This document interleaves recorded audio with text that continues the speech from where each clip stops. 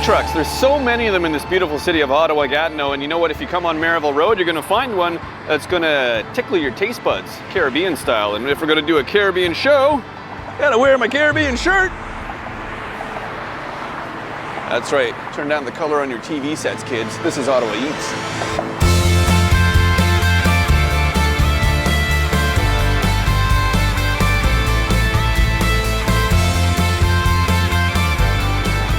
So this is the man behind the dream, the food truck 2.0, as you call it on your website. Thank you for being on Ottawa Eats, my good friend. Thank you very much. If you like Caribbean food, this is the man that's going to stuff it in your face. So tell me about where this idea came from. Why are you doing this, you lunatic? What is the matter with you?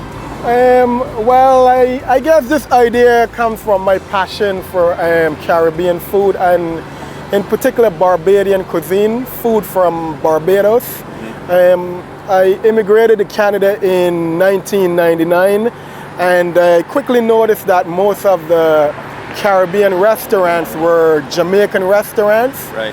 And I fell in love with the Jamaican food. It is, like, to me, like the best food in the world. Yeah. But I miss Barbadian cuisine, and I would only get it whenever I go back to Barbados. And in 2010, around that time, I got laid off, unfortunately, from my employers, actually. Oh, okay. But it so, was, yeah. I like good spin. It's good. Yeah, it was, for me, it was a chance to really start dreaming and fulfilling some of my long-term goals. A lot of people do not know that I actually came to Canada to go to school to become a chef.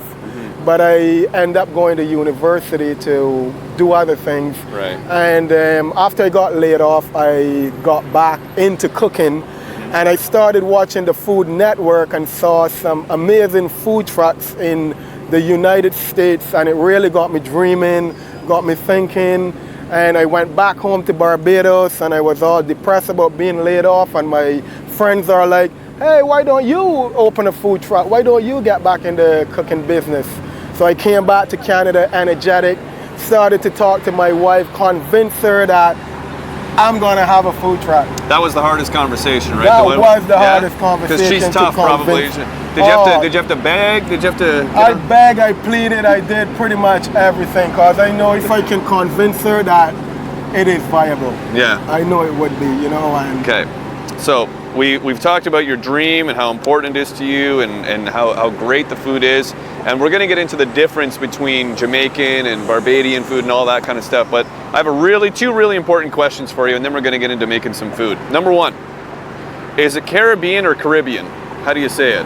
It's like tomato, tomato. Does it matter? It is exactly like tomato, tomato. You know, like the Caribbean, there's a lot of accents. So, you know, like it's never really a wrong way to say it. You know, like Caribbean.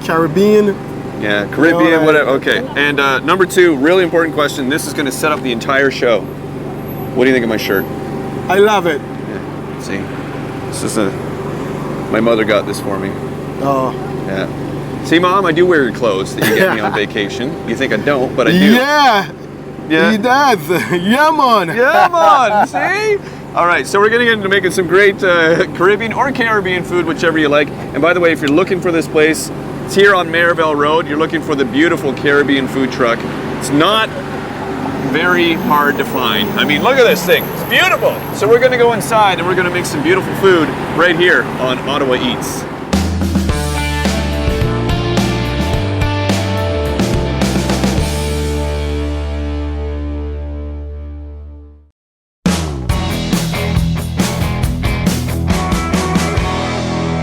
Are you relaxed? Are you relaxed and ready to make some great food? So what's the first thing we're making here? So the first thing we're going to be making today is our signature fish and chips. Okay. Why is it signature fish and chips? What makes this different than your standard fish and chips? Because you would have to go to Barbados. You would have to spend maybe $700 in a airfare, maybe another $1,000. Right, I mean, some pricey fish and chips, that'd be you know, expensive. and then get a local to take you someplace that you can have it. So it's easier to come to you, I think. It's easier, definitely easier to come to me. Okay, so what kind of fish is this? What is this that we're starting with? This fish is Mahi-Mahi. It is on the more expensive side of the price range. And it's a fish so nice, they named it twice. They named it twice, exactly. And it is, it's not a fishy fish, and it holds up well. You know, it's pretty much, it takes on sauce as well. So if you had to use it in like a curry sauce, it would work well with it. If you had to use it in like a teriyaki, like no matter the sauce, it absorbs it quite well. Yeah, so it really takes on the flavors. Okay. Yeah. So how do you put this together? Well, give us the steps here. So what are you doing? My first step, whenever I am doing fish, or pretty much whenever any Barbadian is doing fish, they start with lime and salt. It is the first ingredient. You know, if we do not have a lime, we may use vinegar. Yes. After we walk around the neighborhood searching for a lime. Right. So it's like the last resort. Okay. So we start with a bit of lime, so we just squeeze it onto the fish, and then we move on to a little bit of salt. So this is called lime and salt in the fish. So we lime and salt it for a bit. So some chefs leave it for like 10 minutes, 15 minutes, 30 minutes, overnight. Yeah. It all depends on you and like what time you have. Right, okay. So after we do this, we wash the sauce off, and then we put it in a marinade. Okay. And the marinade is what? Is it something that is like a secret recipe that you can't tell us? I can tell you actually. The marinade, so we'll rest this over here out of the way, and the marinade is a mixture of all of these. Okay. So we have a bit of thyme, we have a bit of onions, we have a bit of chives, we have some garlic, we have some Scotch bonnet pepper, we have a bit of allspice. In Jamaica it's called pimento, a bit of cinnamon, a bit of ginger. Okay. So interesting that you use cinnamon. Is that's a typical Caribbean kind of thing? Yeah, like definitely. We love spices. We like to like mix and match spices. Yeah. Okay. So then we combine all of these with a bit of mango juice and a bit of soy sauce, a bit of vinegar. I do not want to give away my complete recipe, so I'm not going to show you the ratio that I use. Yeah. And then we puree it, and it comes out like this. Okay, nice.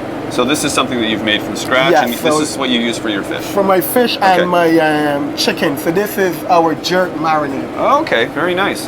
So after our fish has been lime and salt to our satisfaction, we rinse it, and then we put it in a container, and we put some of our jerk seasoning in with a little bit of Cajun seasoning. I love Cajun seasoning for fish. I think it's one of the best seasonings out there when you're working with fish.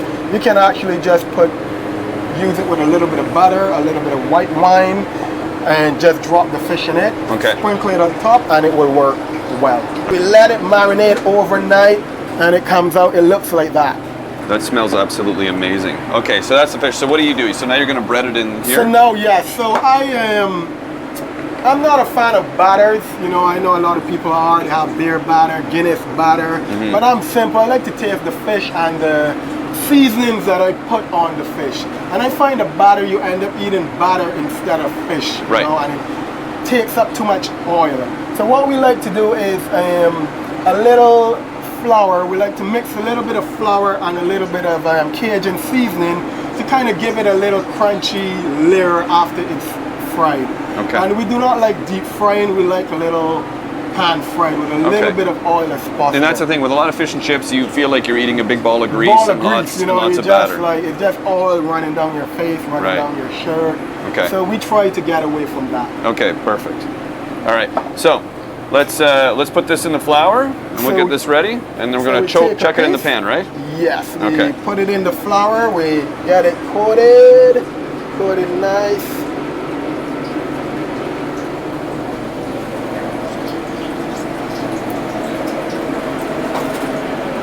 Turn our back on to get off the excess. And we wait till we see some bubbles, and then we just drop it. Very important that the oil is a bit hot, because if the oil is hot, it won't get into the fish as much, so your fish won't be greasy. If it's too hot, then it's gonna brown the fish too quick, and your fish will be undercooked. So you want to get the oil temperature perfect.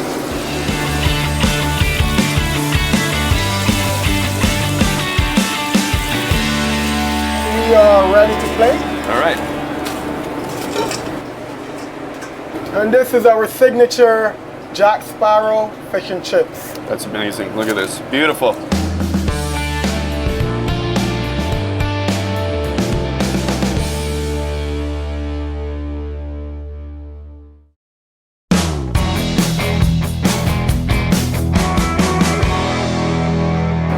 When you think Caribbean food, you think of jerks. Not you, like as in, like the kind of sauce, right? Jerk sauce? What are you calling me? No, that's Oh, okay. See, now it's weird. You made it weird. But when people see this in the store, they think jerk sauce. A lot of people think immediately hot and spicy, but it's not. It's more of a savory with some spice in it, right? Yeah, like like the jerk sauce in the store, like I find it's pretty hot. Like they say they have like hot, medium, mild, but I just find it is very hot. Yeah. And I notice like not everyone likes hot food. No. I would say 99% of the eating public do not like hot food. Right. There's a 1% that likes it. Spicy's good, Spicy's but good. hot where you just need to run to the washroom. Run to the washroom, that's not good. So what I do with my jerk seasoning, I like to make it as mild as possible and add pepper according to the customer's preference. Right. Okay, so you can almost tailor make it for them. Definitely. Okay. We have some of the best peppers here. Like I have my homemade pepper sauce, and I try to buy peppers from all around the world. Okay, so this dish that we're making is a jerk chicken dish? It is a jerk. It is our signature jerk chicken. Okay. And we're going to make the jerk chicken, and then we're going to make our jerk chicken roti and our jerk chicken poutine with the jerk chicken. Hello. Ooh, interesting. Okay, so get us started. What do we do first here? What's okay, going so on? the first thing we need is chicken. If you notice, I cut lines into the chicken. Yeah. And that's so that the marinade can seep into the chicken. Okay, so once you put the marinade on here, and you're going to put this, overnight or something? Yeah, to I let it will, sit? like, if I have time, I would leave it overnight, but 1 hour is good enough. Okay. Pour this all over the chicken. Gotcha. Okay, so you're really drowning it, basically Yeah, just letting I it swim in drowned it. and I just Okay. want it to swim and that smells to take amazing. in as It much smells so as good. possible. It's very, very, very rich. And after I would cover this, I would leave it till tomorrow and then proceed to bake it. So you've done the marinade, you've put it in the fridge, you had the cut in there and the sauce, and you've drowned it in there. Now do you bake it or do you put it in the pan? Or I bake it. I like to again, we do things different. I am like a chef, and I like to view myself as a scientific chef. I go by trial by error, and I'm always looking to innovate and to try new things. And before I used to grill the chicken all the way, but I find I never got it to that texture that I craved. And then one day I baked it by accident, and I was like amazed at how the fall off the bone texture, like it just falls off the bone, melts in your mouth, and I find that's better. Okay, so when you bake it, how long do you bake it for generally? I bake it for like 1 to 2 hours. Okay, so you're baking at a really low heat? Really low heat for a long time. Okay. So yes, after the chicken has been marinated, then we put it in the oven and we bake it for say 1.5 to 2 hours. Halfway I find out the chicken release a lot of its juice, plus a lot of the juice from the jerk seasoning. So what we do, we take it out of the oven and we will actually strain the juice over into a pot, and this is what we're going to use for our gravy, our gravy for our jerk poutine, and also gravy to put on the rice. Wow, look at that chicken. It's a thing of beauty right there. Have you ever had friends come over and just eat an entire tray of that in front of you?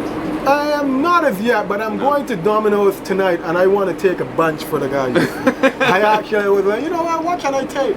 You know, I'm gonna take There you a go. bucket of jerk chicken. Why not? All right, perfect. So from this, you've taken it out of the oven. You've got your gravy for the poutine. What's your next step in what you're going to be putting in? Okay, in so this my dish? next step now, I would divide the chicken. So like I said, we use our jerk chicken for 3 of our dishes. Our jerk chicken poutine, our jerk chicken roti, and our flaming rooster. And that is basically a jerk chicken platter with rice and coleslaw and plantain. Right. So we will take some of the chicken and that to go to our jerk chicken poutine, where we take it off the bone, we debone it, try to get all the bones out, all the cartilages out. Now we set it aside, and that is the chicken we're going to be using for our roti and our jerk chicken poutine, and the rest we'll keep to sell as the flaming rooster. So he's created this beautiful jerk chicken, and like he mentioned, it's in more than one of your dishes. It's in several of the dishes, so you can sample it at several different dishes, but we're going to do 2 specifically here. We're going to do the poutine and the jerk chicken roti. All right, and on the website you'll see that it is one of your signature things as well. I mean, there's a lot of them, but so we're going to do that next here on Ottawa Eats. And yes, there is such a thing as jerk chicken poutine.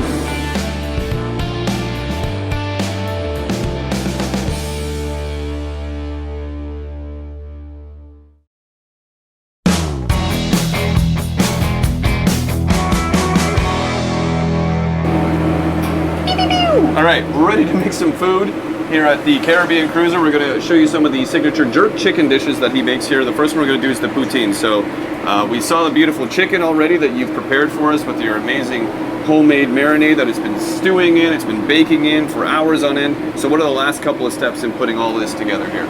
So the last couple of steps is first we then grill the chicken. Yeah. So basically when someone orders like, I would like a jerk chicken poutine, so we'll come and we'll start by putting it on the grill. Yeah. After we'll debone it, take some off the bone, as much as possible, and we'll put it in. Yeah. And remember the liquid from baking it in the oven, well, we turn that into our gravy, our classic jerk chicken gravy, and our homemade fries.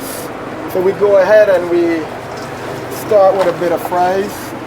And these fries are really actually amazing. I know that a lot of people, you know the best fries. They are fresh cut fries. They're fresh cut fries, and we like to leave a little bit of the skin on, because actually in Barbados there was this restaurant. It was a tourist restaurant, and I mean the fries were very expensive. They were like $8 for a little bit of fries, and this was back in 1995. And we used to buy them, and I mean we didn't even $8 could have buy us like a complete meal, but the fries were so good, so that is why I decided to. I would pay $8 for these, just saying.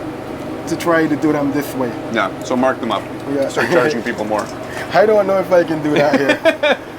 So then we add our cheese, our St. Albert cheese, because apparently that's the cheese to use when you're making poutine. Oh, it is. Cheese curds. You have to have cheese curds. You have to have cheese curds. I'm going to steal one of the cheese curds. So we're pretty liberal with our cheese. You know, we like to give it a lot of cheese, a lot of gravy. And this is where we'll ask the customer, how spicy would you like it?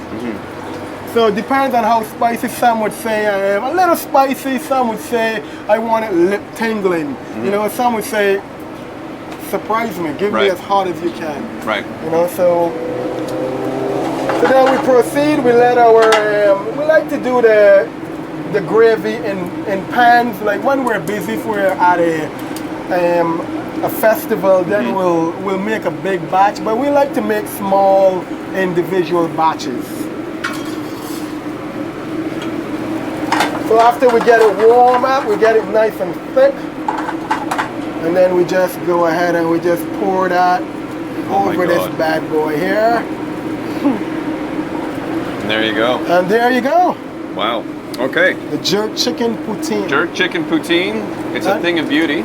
We actually call it the French Creole. Northern Caribbean, in the Caribbean, you know, and the language is a bit of French, the broken French is called Creole, so the French Creole. This is beautiful, but we're going to move on to dish number 2, the one that we're also going to involve with the jerk chicken. So what's number 2? And we're going to move on down to our our roti. And this is like a dal puri roti, a little, this is where African meet Indian. So the dal puri roti shell is actually an Indian recipe from India. But as you know, as a lot of people know, a lot of Indians immigrated to the Caribbean during the colonization period, and there was a merger of African and Indian cuisine, and the roti came out of that. Wow. So what is this made of, the roti is? So the roti is made of basically flour, a little bit of baking powder, and I put a little bit of yeast in it to keep it soft and fluffy, to give it the fluffiness. And the mixture, the stuff that makes it yellow, is a combination of split pea, Scotch bonnet pepper, garlic. We have a little bit of curry powder and a little bit of cumin, 2 tablespoons of oil. Does this match my shirt? Not really, a little, but it goes well. It works well. And then we puree it. You roll it out? And we roll it out. Okay. And this is what you get? And this is what we get. So the difference between the jerk chicken poutine, there is no cheese. We add some potato. And again, we make the mixture thick. And then we proceed to wrap it. Oh, that's so cool. I can honestly say I've never seen this before or ever had this before. People say, oh wow, how can you have never seen this before, but it looks amazing. We wrap it and then we move on up to get our plantain out. So after, like in the Caribbean and most places that you'll have a roti, you will notice that it is soft. But again, I'm a scientific chef and I always innovating. And one day I was making my wife a roti and I forgot it on the grill and it got really toasty. And she swore it was the best roti she ever had. And you have to listen to your wife. And you have to listen to your wife. And I give it to a couple friends and they thanked my wife. All right. So now we make our roti a little crunchy. So it's unique, it's different here. Yeah. It's crunchy but still soft on the inside. Crunchy on the outside, soft on the inside. Okay, and that's the way you like it. And that's the way you like it. And I go ahead and I plate it. We like to serve our rotis with a bit of salad and a bit of plantain, just for taste. To taste. Texture and everything else. Texture and looks color. Nice. And it looks better. So. Yeah. Oh, plantains. Beautiful. All right, we're going to try this next. Thank you so much for doing this. You've seen how everything works here in the kitchen, or the food truck 2.0 of the Caribbean Cruiser. So come and visit them. We're going to taste everything and give you a bit of a review. But if it tastes as good as it smells, I won't be disappointed, and neither will you.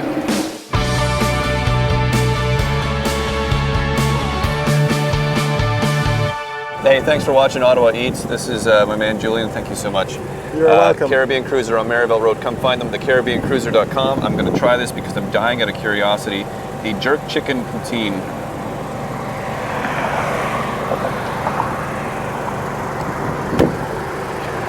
We have a winner. That was good. Yeah. And of course, he gave me ting. Saw it on the website. No. I'm going to try it. Thanks for watching. Thank you. That is really good. Take it. It's yours, man. You gotta eat that, okay? Yep, no problem. Yeah, Best part of my job.